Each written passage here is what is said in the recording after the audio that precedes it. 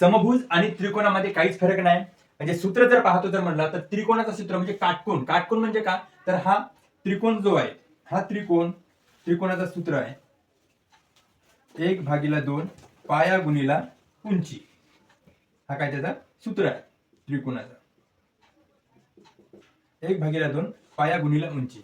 जर आपल्याला पाया आणि उंची जर दिली असेल तर त्याचं क्षेत्रफळ काढायचं आहे. वेळेवर आपल्याला सूत्र काही आठवत नाही, त्याच्यामुळे सूत्राच्या भानगडीत पडू नये. हा 1/2 का बरं वापरत असेल तर इथं आपल्याला काटकोन मिळालेला आहे. म्हणजे काटकोन म्हणजे काय, तर हा एक कोन इथं बनलेला असतो, म्हणजे दोन कोणांचा एक कोन, दोन कोणांचा एक कोन म्हणून 1/2, दोन कोणांचा एक कोन. म्हणजे जर हा जो कोन होता त्या कोणांचा एक कोन इथं काटकोन केलेला आहे. त्याच्यामुळे काट म्हणजे कटलेला आहे, काटलेला आहे, म्हणून त्याला काटकोन म्हणतात.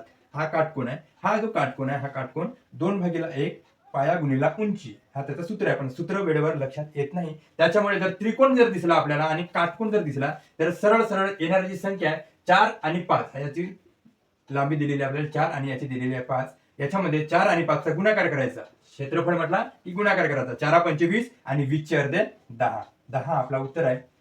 जर सूत्राद्वारे जर आपल्याला जर सोडवायचा झाला तर 1/2 गुणिला पाया किती आहे 5 आहे, गुणिला लांबी किती आहे 4 आहे. मग काय होते 2 दुने 4 आणि 5 दुने 10. म्हणजे एवढा भारी प्रोसिजर करण्यापेक्षा जर आपल्याला त्रिकोणामध्ये जर काटकोन जर दिसत असेल तर सरळ सरळ 4 आणि 5 चा गुणाकार करायचा. 4 5 20 त्याचे अर्धे 10.